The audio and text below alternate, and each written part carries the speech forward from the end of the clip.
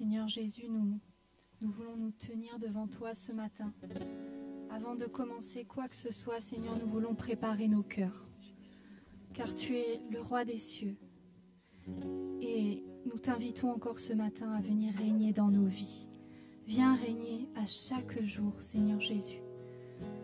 Nous t'implorons, Seigneur, car tu es déjà présent au milieu de nous et nous voulons te louer, t'adorer, car tu le mérites tellement, Seigneur. Nous voulons prendre ce chant ensemble, même si nous sommes séparés de corps, nous voulons être unis d'esprit, Seigneur, pour t'adorer ce matin comme une église. Même si nous sommes loin, Seigneur, nous voulons être près de toi, de par nos pensées, de par nos cœurs, et connectés les uns aux autres. Dans Nombre, chapitre 6, verset 24, il y a cette merveilleuse parole, mes frères et sœurs, que je voudrais vous partager. Que le Seigneur vous bénisse et vous protège. Que le Seigneur fasse briller sur vous la lumière de sa face et vous manifeste sa grâce. Que le Seigneur vous montre sa bienveillance et vous accorde la paix. C'est notre prière ce matin. Alors que nous sommes loin les uns des autres, nous voudrions nous attribuer ces promesses de la parole de Dieu qui nous dit « Dieu te bénit et te garde ». Nous voulons également le prier sur chacun d'entre nous, sur notre famille, sur nos amis, sur notre prochain et même sur nos ennemis. Seigneur, merci pour ce chant de louange. Alléluia.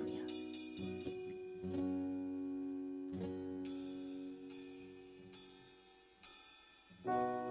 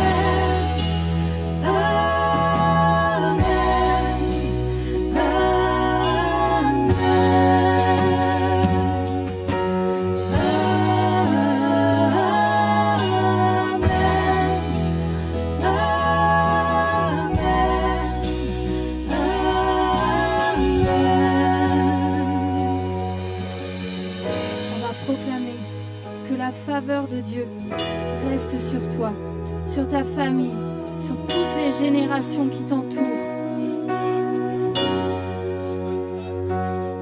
Que sa faveur reste sur toi pour plus de 1000 générations, sur ta famille et tes enfants et les enfants de tes enfants.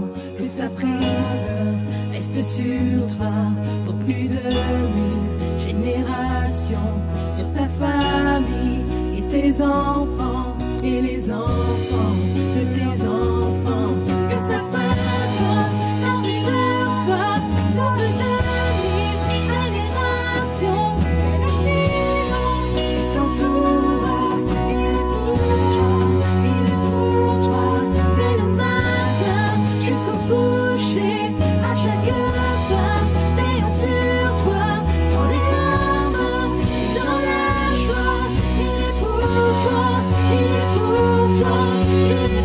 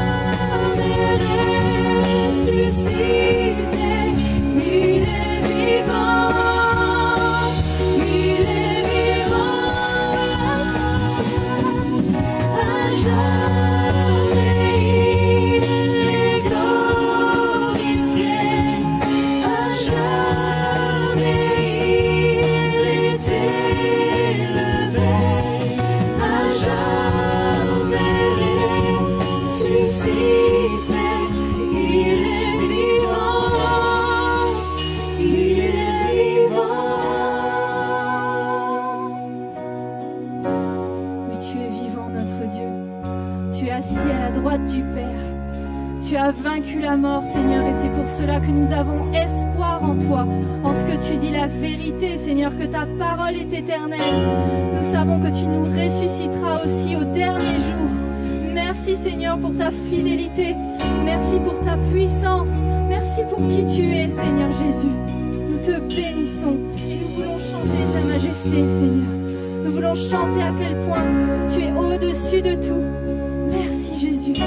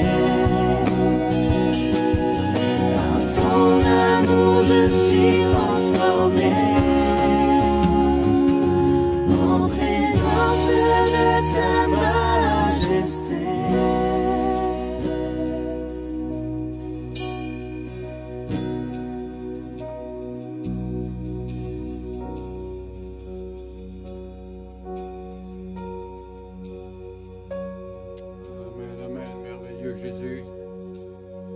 Merveilleux Seigneur. Nous voulons vivre dans ta présence, majesté. Merci Seigneur.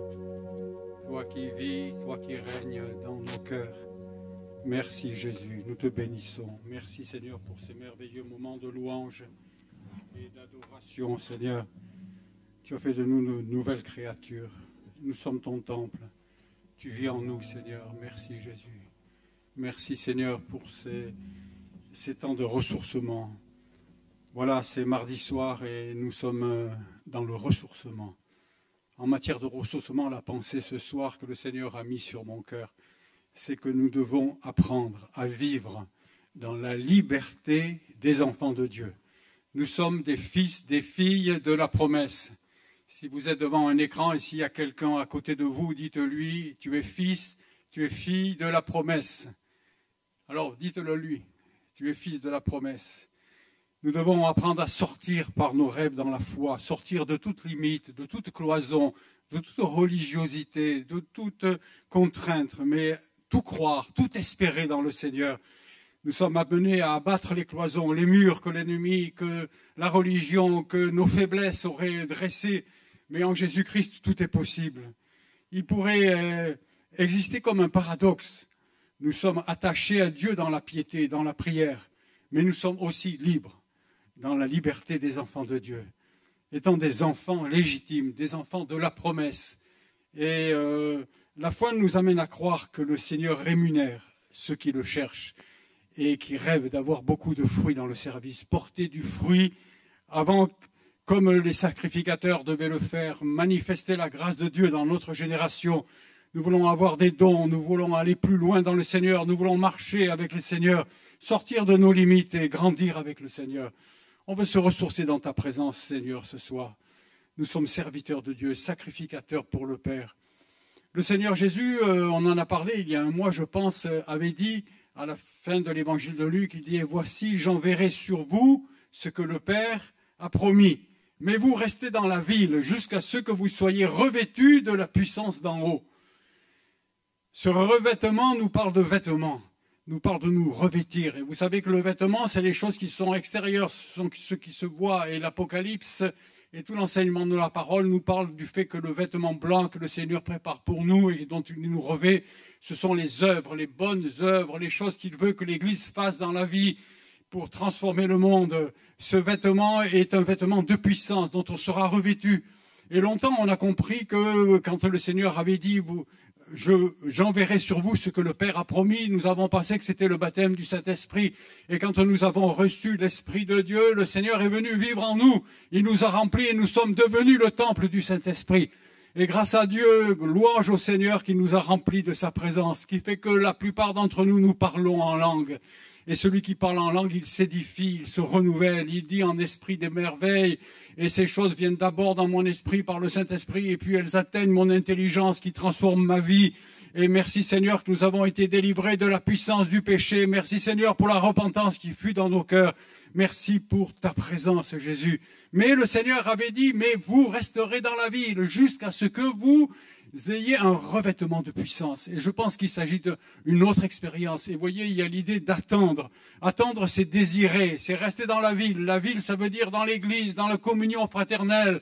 Rester en contact avec la parole, rester en contact avec les ministères et désirer le revêtement de la puissance. Ce vêtement qui va venir sur vous. Merci Seigneur, nous avons ce Saint-Esprit qui habite en nous, c'est les arts de l'Esprit. Nous parlons en langue, c'est merveilleux. Jésus lui-même est entré dans les eaux du baptême. Et vous avez vu, Jean-Baptiste a vu descendre sur lui comme une colombe, de façon visible. Le Saint-Esprit se posait sur son épaule et restait sur lui. Il a été revêtu du Saint-Esprit. Il est naïf de penser, peut-être quelques-uns d'entre vous le pensent, que le jour du baptême, le Seigneur Jésus a reçu l'Esprit pour la première fois. Le Jésus, le Fils de Dieu, il était prêt. Lorsqu'il rentre dans le ministère, il a reçu ce vêtement, ce revêtement de puissance qu'il nous demande de recevoir et d'attendre. Ce revêtement de puissance, quand le Seigneur, Jésus l'a reçu, il est entré dans le désert et il a livré un combat terrible contre Satan, contre l'ennemi. Il le dépouillera à la croix définitivement. Mais dès ce revêtement, dès qu'il sort du désert, dès qu'il a vaincu l'ennemi, le Seigneur Jésus entre dans les miracles. Il rentre dans un ministère visible. Il a le vêtement de la justice sur lui et il agit. Maintenant, le Seigneur nous pousse à vivre dans cette attente de la promesse. Comme Abraham. Abraham était parti sans savoir où il allait, mais il savait que Dieu allait faire des choses merveilleuses. C'était un fils de la promesse. Comme Rebecca, nous en avons parlé ces temps-ci de Rebecca, cette jeune fille que le serviteur d'Abraham est venu servir et elle partait, elle acceptait de partir loin, elle ne savait pas où, mais elle savait que le grand-tonton Abraham était parti parce que Dieu l'avait guidé vers des promesses. Et elle savait que dans la famille d'Abraham, il y avait une promesse. Et voilà, on lui proposait de retourner avec Abraham, vivre une vie nouvelle. Et frères et sœurs, mon frère, ma sœur, ce soir, je t'invite à te tourner vers le Seigneur et à vouloir partir dans le voyage de la promesse, vers un rêve d'une plus grande église. Si on est pasteur, on rêve d'abattre les murs, d'avoir une plus grande église. Si on est un prédicateur, on rêve de voir les gens miraculés, guéris. Si on est un évangéliste, on rêve d'ouvrir des salles, d'ouvrir des lieux de réunion. On rêve de parler, d'être des témoins dans nos quartiers. On rêve d'atteindre nos familles. On rêve que notre témoignage soit reçu par tous. On rêve que le Seigneur se serve de nous d'une façon nouvelle. Nous voulons sortir de nos limites. Le servir sans crainte. La promesse, c'était le servir sans crainte. Zacharie, le pape, avait prophétisé en disant « Et Dieu nous suscitera un puissant sauveur ». Il se souvint de son alliance, selon le serment par lequel il avait juré. Dieu avait juré à Abraham, notre Père, de nous permettre, après que nous soyons délivrés de la main de nos ennemis, de le servir sans crainte. Servir le Seigneur, ça veut dire devenir un sacrificateur, entrer dans un service pour Dieu. Et mon frère, ma sœur, maintenant que nous avons été délivrés de l'ennemi, nous devons demander, attendre ce revêtement de la puissance, et nous l'avons reçu, et nous voulons le recevoir davantage pour avancer, pour marcher avec le Seigneur, et pour manifester sa présence, sa gloire. Nous permettre, une fois que nous soyons délivrés de Satan, de l'ennemi, du péché, délivrés des tentations, délivrés, nous sommes maintenant délivrés de toute cette énergie que nous avions à lutter contre la chair. Maintenant, nous voulons travailler avec le Seigneur. Merci Jésus. Dans Romains, le chapitre 13, verset 12, si vous avez une Bible, vous pourriez le lire avec moi. Dans Romains, chapitre 13, verset 12, Paul nous dit « La nuit est avancée, le jour approche ». Mes frères et sœurs, la nuit avance. Le Seigneur dit qu'il viendra même un temps où plus personne ne pourra travailler. Mais grâce à Dieu, nous sommes confinés, nous avons des moyens, nous allons nous réunir à nouveau, nous avons agrandi l'Église pour cela. Nous allons pouvoir continuer encore. Et tant que le jour est là, que la nuit approche, mais que la lumière est là, nous, les sacrificateurs, nous voulons retenir et nous voulons appeler le plus grand nombre à venir au salut. Merci Seigneur, la nuit est avancée. Dépouillons-nous donc des œuvres des ténèbres et revêtons les armes de la lumière. Vous voyez, pour revêtir les armes de la lumière, revêtir, c'est le revêtement, ce revêtement de puissance dont le Seigneur a parlé, c'est un vêtement qui est fait avec des armes. C'est un vêtement agressif, qui a des armes pour agir, pour changer, pour bouger les choses, pour bouger les situations. Les armes de Dieu sont des œuvres actives. Mais pour recevoir ce vêtement, il faut se dépouiller. Et frères et sœurs, sanctifions-nous, séparons-nous, dépouillons-nous, prenons du temps pour le Seigneur, écartons tout ce qui nous empêche de rester dans sa présence. Les œuvres des ténèbres sont celles qui conduisent à la vanité, à la perte de temps, le manque de foi. Paul continue au verset 13, il dit « Marchons honnêtement, comme en plein jour, loin des excès, de l'ivrognerie, de la luxure et de l'impudicité, des querelles et des jalousies, mais revêtez-vous, vous voyez, attendez jusqu'à ce que vous soyez revêtus du Saint-Esprit. Mais là, Paul nous dit, revêtez-vous, c'est nous-mêmes qui allons mettre ce vêtement. Comment cela? Parce que nous allons laisser le Saint-Esprit le faire en nous, parce que nous attendons, nous le désirons. Mon frère, ma sœur, si tu veux servir, si tu veux grandir, et le désire-le, prie, attends, crois-le, et le Seigneur se servira de toi, au-delà de tes limites, parce que tu es une fille, un fils de la promesse. Revêtez-vous du Seigneur Jésus. Et n'ayez pas soin de la chair pour en satisfaire les convoitises. Si tu veux entrer dans le rêve de la promesse, détourne tes yeux de ta carrière, de tes ambitions, de tes projets sur la terre. Laisse le Seigneur conduire ta vie. Laisse le Seigneur conduire ta vie. Amen. Revêt-toi. Abandonne toutes les ambitions. Livre-lui ta vie. Cherche seulement un objectif. Rends-toi libre pour servir le Seigneur. et le Seigneur pourvoira. Hein. Il pourvoira en toutes choses. Merci Seigneur. Le vêtement, c'est ce qu'on voit dans l'extérieur. Notre service, notre impact dans la lumière. Hein. Nous sommes des fils de la lumière. Hein. Je voudrais dire que nous avons beaucoup de témoignages de gens qui ont vécu des EMI ces temps-ci, vous savez, c'est-à-dire des expériences de mort imminente, des gens qui ont vu la sortie de leur corps et qui sont revenus après des accidents, après des opérations, après des moments difficiles. Il y en a proches de moi, je connais des gens que j'aime, des gens dans lesquels j'ai totalement confiance, qui ont vu, ils ont tous un point commun, ils ont vu une sortie dans un tunnel, ils ont vu un chemin noir, sombre, un tunnel, et au fond de ce tunnel, une lumière d'amour, une lumière nourrissante qui les bénit. Et ils ont avancé un peu, ils sont revenus, parce qu'en fait, ils ne sont pas morts, le Seigneur les a gardés encore du temps dans leur corps. Mais ce que je veux vous dire, frères et sœurs, c'est que cette lumière que tous voient, cette lumière, c'est le Seigneur Jésus. Et nous sommes enfants de la lumière. Nous sommes déjà dans la lumière. Nous voulons porter les armes et le vêtement de la lumière. Nous sommes enfants de la promesse.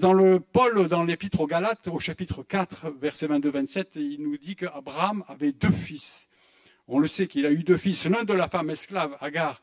Et cette femme esclave, elle est image, en allégorie, un symbole du Sinaï, de la Jérusalem terrestre actuelle, de la loi, de toute la religion, toute religiosité qui tient les hommes dans un carcan, qui les empêche de liberté. Et l'autre femme, c'était Sarah, c'était la femme libre. Et le fils de Sarah, Isaac, c'était le fils de la promesse. Et Paul nous dit que si on est fils de la promesse, on est fils de la Jérusalem céleste. Et mon frère, ma sœur, tu es un enfant de la Jérusalem céleste. L'esclave ne peut pas rêver, il ne peut pas obtenir les choses du ciel. Mais c'est par la foi que Enoch a été enlevé pour qu'il ne voie pas la mort. Car il croyait que Dieu est le rémunérateur de ceux qui le cherchent. Abraham attendait la cité qui a de fondements solides, celle dont Dieu est l'architecte, le constructeur dans le ciel. Vous savez que Jésus est parti pour nous préparer une place et nous regardons là-haut. Nous sommes citoyens du ciel. Merci Seigneur. Les patriarches, ils ont marché dans la foi des promesses. Abraham a marché dans les promesses. Jacob a marché dans les promesses. Isaac s'est un peu pris les pieds, mais le Seigneur l'a sauvé. Mon opinion, l'opinion de Jean-Paul, c'est qu'Isaac, quand il est devenu vieux, il devait picoler un petit peu. Vous voyez, il n'était plus très clair. Isaac, il a cru, il a mélangé la promesse éternelle avec les festins de la terre. Vous voyez. Et le Seigneur nous dit, éloignez-vous de toute ivrognerie. Mais le Seigneur a gardé Isaac, il l'a sauvé de faire une chose grave. Et nous ne voulons pas nous laisser entraîner par l'ivrognerie du monde. Nous ne voulons pas nous laisser saouler par les plaisirs du monde. Nous voulons garder les yeux levés. Et puis en Égypte, Moïse, à cause de la dureté du cœur, il a donné une loi. Et des sacrificateurs furent instaurés. Et vous savez que ces sacrificateurs, ils portaient un vêtement de lin. Et ce vêtement de lin, il est le symbole de sacrificateurs, des œuvres justes, saintes, bonnes que nous devons porter. Mais nous savons aussi que les sacrificateurs en Israël, quelque part, ont échoué. Et à l'étude biblique, nous étudions spécifiquement ces temps-ci, vous pouvez le voir en ligne d'ailleurs, nous étudions le prophète Jérémie. Et on voit que Jérémie, à un moment donné, Jérémie est lui-même un souverain, un sacrificateur, il est le fils d'une ville, il est né dans une ville sacerdotale, Anatoph. Et le Seigneur demande quelque chose de particulier à Jérémie. Il lui dit, achète-toi une grosse ceinture de lin. Et sur son vêtement, il a mis une grosse ceinture blanche de lin. Et cette ceinture blanche de lin, il a dû la faire pourrir. Pour que les gens lui disent, mais qu'est-ce que c'est? Le sacrificateur a une ceinture pourrie. Oui, il ne faut pas que nos œuvres, il ne faut pas que nos vêtements, ce vêtement de puissance n'a rien de quelque chose de pourri. Il faut qu'il soit saint, qu'il soit propre. Et ainsi, Jérémie leur a dit, je fais cela parce que le Seigneur vous dit, vos œuvres, votre travail est un travail pourri. Et en fait, il leur dit, c'est l'orgueil qui vous a rongé. Vous n'avez pas mis pour ceinture la vérité, mais vous avez mis pour ceinture l'orgueil et les œuvres de la chair. Et le Seigneur a rejeté ses sacrificateurs, a rejeté ses prophètes. Plus tard, Israël va se convertir, vous le savez. Un jour, dans le millénium, ces temps qui vont venir après le retour du Seigneur, ces temps merveilleux du rétablissement de toutes choses. Alors Israël va vivre ayant reconnu Jésus. Il est dit dans Zacharie qu'ils reconnaîtront celui qu'ils ont percé, qu'ils pleureront sur lui comme on pleure sur un fils unique. Quelle honte d'avoir de s'être moqué de Jésus pendant des millénaires et d'avoir eu toutes les nations qui venaient adorer Jésus à Jérusalem au milieu d'eux. et de découvrir que le jour où ils vont crier à Dieu pour être secourus, parce que tous les abandonneront, et c'est dans le plan de Dieu, celui qui viendra les secourir, c'est Jésus. Et ils reconnaîtront celui qu'ils ont percé. Alors Paul nous dit, et nous le comprenons dans l'Écriture, dans Ézéchias, que Dieu va faire une nouvelle alliance avec Israël. Je voudrais vous dire que cette alliance, nous en parlons à l'étude biblique, il y a même un livre qui est sorti il y a 2 ans sur Amazon, ça s'appelle « Sacrificateur dans les Écritures ». Vous pouvez l'avoir pour 6 euros, je pense. L'alliance que le Seigneur va faire avec Israël dans ce temps-là, ça sera une meilleure alliance que celle du Sinaï, parce qu'ils auront reconnu Jésus. Ça sera une meilleure alliance, parce qu'ils auront plus de liberté pour le servir et l'adorer. Ça sera une meilleure alliance, parce que le Seigneur sera au milieu d'eux. Il ne sera pas encore en eux, mais ce ne sera pas encore l'alliance parfaite que nous avons nous aujourd'hui. Parce que nous, dans ce temps-là, non seulement nous sommes des enfants de la Jérusalem céleste, mais nous y serons dans la Jérusalem. Eux, ils seront 1000 ans plus tard. Ils nous rejoindront. Mais cette alliance qui sera là sera nouvelle. Et alors, on découvre dans le chapitre 43 d'Ézéchiel que le Seigneur va parler du sacrificateur. Il va parler de sa ceinture. Et il va dire de façon précise, il va leur dire, ne saignez pas trop fort la ceinture. Cette ceinture de justice, cette ceinture de vérité. Et nous savons que le vêtement que le Seigneur nous demande de mettre sur nous, ce vêtement qui va nous permettre de faire des œuvres bonnes, ce sont des armes. Et Éphésiens nous parle des armes spirituelles. Et parmi les armes, il y a la ceinture. Cette ceinture, c'est une ceinture de vérité. Et cette ceinture de vérité, la vérité, c'est la parole de Dieu. La vérité, c'est le salut en Jésus-Christ. La vérité, c'est la grâce de Dieu et c'est ma repentance. Moi, j'étais pécheur, moi, j'étais perdu, mais toi, Seigneur, tu m'as sauvé. La vérité, c'est que le Seigneur Jésus, il vient répandre son esprit. Mais cette ceinture ne la serre pas trop fort, avait dit Dieu au sacrificateur. Il ne fallait pas la serrer trop fort, parce que si on la serre trop fort, elle excite la sueur, la transpiration. Et dans la présence de Dieu, la seule odeur qui doit monter, c'est le parfum de Jésus-Christ, le parfum de l'adoration. Les œuvres que le Saint-Esprit fait en nous et à travers nous. Et si nous y ajoutons notre transpiration, si nous ajoutons à ces œuvres nos efforts, si nous ajoutons à ces œuvres nos pensées, nos techniques, nos programmes, et nous pensons qu'avec ces choses, nous améliorons l'œuvre de Dieu, alors nous transpirons. Et le Seigneur avait dit, ne transpire pas, mais lâche un peu ample. Et frères et sœurs, le vêtement que nous avons, c'est un vêtement que nous laissons ample, parce que nous voulons laisser la place à l'Esprit d'agir dans nos vies. Et pendant des siècles, l'Église n'a pas compris ces choses. Vous savez que pendant des siècles, l'Église de Jésus-Christ, pendant 1000 ans, elle a prêché que le salut venait des œuvres. Et merci Seigneur pour Gutenberg qui a imprimé ta Bible. Merci Seigneur pour Luther, pour Zwingli, pour tous les hommes de Dieu qui se sont révoltés et qui ont compris, qui sont revenus à ta parole, qui ont compris que le salut venait par la seule grâce et par l'œuvre du Saint-Esprit. Merci Jésus. Mais maintenant que nous sommes sauvés, nous pouvons encore transpirer. Et Paul nous dit dans l'Épître aux Éphésiens que nous avons été bénis de toutes sortes de bénédictions dans les lieux célestes en Jésus-Christ. Mon frère, ma sœur, la guérison que tu désires, elle est dans le ciel. La bénédiction que tu veux dans ton service, elle est dans le ciel. Tout a été obtenu. Et par la foi, nous démontrons, nous amenons dans le monde physique, dans le monde d'aujourd'hui, nous amenons ce que nous possédons déjà dans le monde spirituel. Le Seigneur t'a déjà tout donné. Et par la foi, tu fais apparaître ces choses.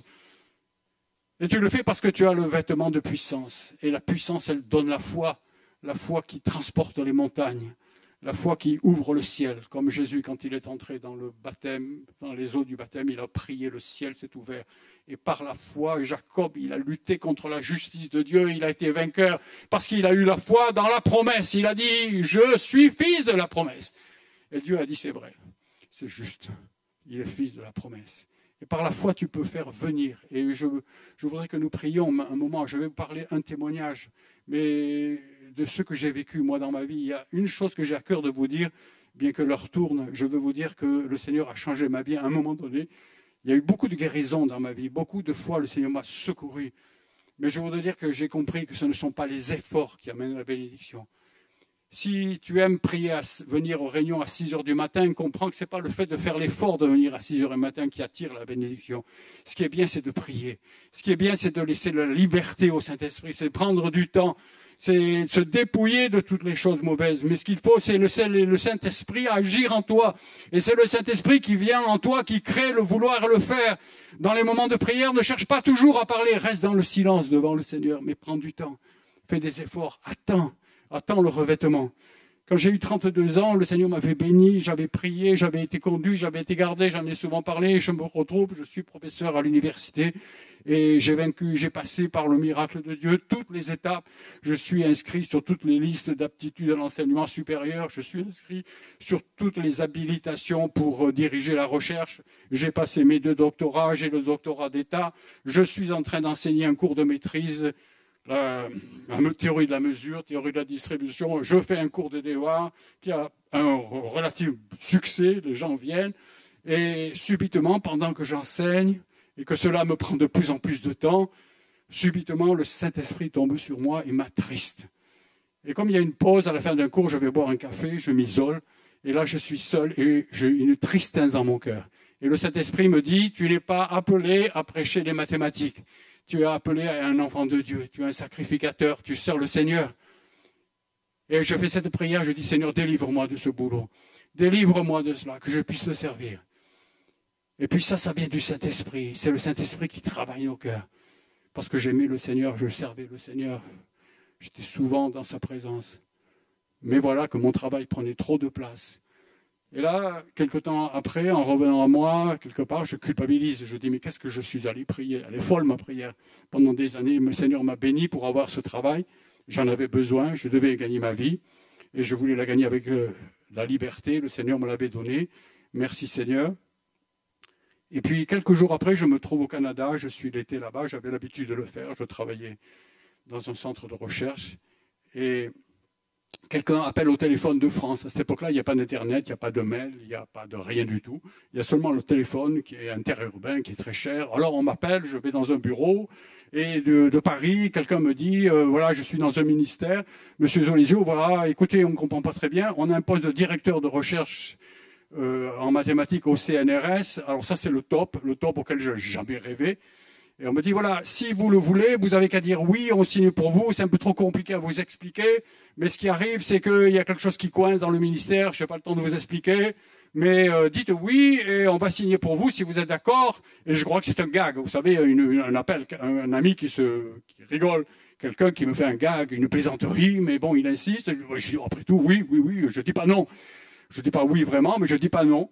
Et voilà que le soir, on m'appelle et on me dit, OK, c'est fait, vous êtes directeur de recherche et à la rentrée de septembre, vous n'êtes plus professeur, c'est fini l'enseignement, c'est la liberté totale. Amen, merci Seigneur. Et d'un coup, ma carrière a augmenté, mon salaire a augmenté et je n'avais plus aucun enseignement. Et j'étais un homme totalement libre. Libre plus que Max, plus que libre que l'air. Pourquoi? Parce que je l'ai désiré. Je ne savais pas même que cette situation-là existait. Et ça changeait ma vie, parce que je servais le Seigneur. J'avais un petit service caché que j'arrivais mal à faire parce que le temps me manquait. Et le Seigneur m'a donné tout le temps pour le faire. Frères et sœurs, ce que je veux te dire, c'est que, je m'excuse d'avoir parlé de moi, mais cette situation, elle a changé ma vie. Et ce que je veux vous dire, c'est que dans le domaine du service, je veux dire, si tu veux servir le Seigneur, crois, rêve, espère, demande-lui des miracles. Et tu vas voir au-delà de tout ce que le Seigneur peut faire. Laissez la liberté à l'esprit. Prends du temps. Priez sans cesse. En fait, quand on prend du temps pour prier, Paul nous dit prier sans cesse. C'est toute notre vie qui est une prière. Ce que l'on a besoin, c'est de prendre du temps. Et pour cela, il faut se dépouiller des choses de la chair. Et si tu ne peux pas le faire à 5 heures du matin, fais-le quand tu peux le faire. Et comprends que si tu ne peux le faire qu'à 5 heures du matin, fais-le à 5 heures du matin. Mais ce n'est pas l'effort de te lever pour être à 5 heures du matin qui ouvre le ciel. Ce qu'il fait, c'est de prendre du temps devant le Saint-Esprit et de croire et d'attendre. Alors je voudrais terminer ces moments en priant et je voudrais que vous leviez la main, ceux qui veulent attendre le Saint-Esprit qui vient dans votre vie, vous revêtir d'un vêtement, des armes du ciel, des armes de la Jérusalem céleste. Il a déjà commencé à le faire, mais il va continuer à le faire. Et peut-être que tu es seul, mais lève ta main, parce que devant ton écran, le Seigneur le voit. C'est pas un homme qui voit, c'est le Seigneur qui le voit. Et dans ton cœur, tu fais cette prière, tu dis, Seigneur, je ne veux pas de limites, je veux te servir au-delà des limites. Je veux entrer dans les promesses que tu as pour moi, Seigneur. Je veux que ma vie soit utile. Je veux que les dernières heures, les dernières journées, les derniers mois, les derniers cultes, les dernières années, les dernières décennies qui me restent soient pour te servir, Jésus. Je ne veux pas perdre de temps, mais je veux manifester les œuvres de la lumière. Et vous savez, quand les disciples étaient remplis du Saint-Esprit et quand ils ont dit Seigneur, ils ont élevé tous ensemble leur voix. Ils ont dit Seigneur, viens confirmer ta parole. La terre a tremblé. Et ils ont dit qu'il se fasse des signes, des prodiges et des miracles. Et je crois maintenant, frères et sœurs, que le Seigneur va nous revêtir tous ensemble et qu'il va se faire des signes, des prodiges dans ce temps de ténèbres qui viennent sur le monde. Le Seigneur, là où le péché abonde, fait surabonder la grâce. Et il va vous équiper tous et nous équiper tous de ce vêtement de puissance pour faire sa volonté, pour nous faire traverser les épreuves, pour nous amener dans le service qui est le nôtre et qui est chacun différent, parce que chacun de nous, nous sommes une facette du ministère du Seigneur Jésus. Merci Seigneur Jésus. Je te bénis Seigneur par ces simples paroles. Je te demande de fortifier quelqu'un qui cherche ta présence Seigneur et qui cherche à aller plus loin dans ton service Jésus. Merci Seigneur, fais de nous des enfants de la lumière et revêt-nous Seigneur. Attendons frères et sœurs, attendons que le Seigneur nous revête de ce vêtement de puissance, mais désirons-le de tous nos cœurs. Rends-nous libres, Seigneur, libres dans tous les domaines, pour que nous puissions nous consacrer davantage à ton service, Seigneur. Merci, Jésus. Merveilleux, Seigneur. Merveilleux, Jésus. Merci, Seigneur. Que le Seigneur vous bénisse et vous garde dans l'attente du moment où il va se servir de vous pour guérir, pour sauver, pour bénir, pour délivrer, pour conduire, pour guider, pour encourager, pour fortifier, pour amener à la vie, pour faire naître à la vie, pour annoncer son admirable parole. Merci Seigneur. Dites oui Seigneur, je le crois. Dites-le, je crois. Élevez votre voix devant le Seigneur. Dites-lui, je le crois. Je crois que tu vas le faire dans ma vie, Seigneur. C'est le but de ma vie. Amen. Merci Jésus.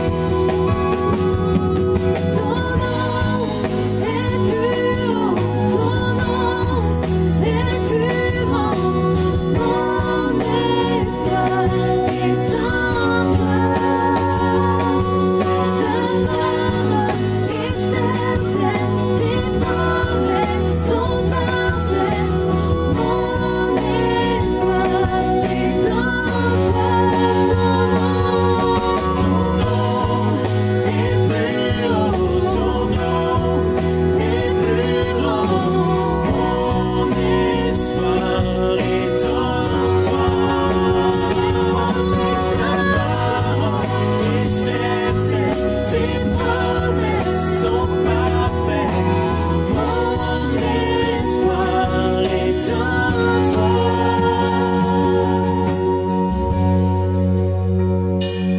Mon espoir serait à toi. Tu vas tout donner, tu nous as rachetés. Cet espoir est une encre pour mon âme, inébranlable est notre Dieu. Alléluia Seigneur Jésus, merci pour ton espoir, merci pour la croix, merci Seigneur Jésus pour tout ce que tu as fait pour nous, pour que nous puissions avoir la vie, pour que nous soyons bénis aujourd'hui par ta grâce.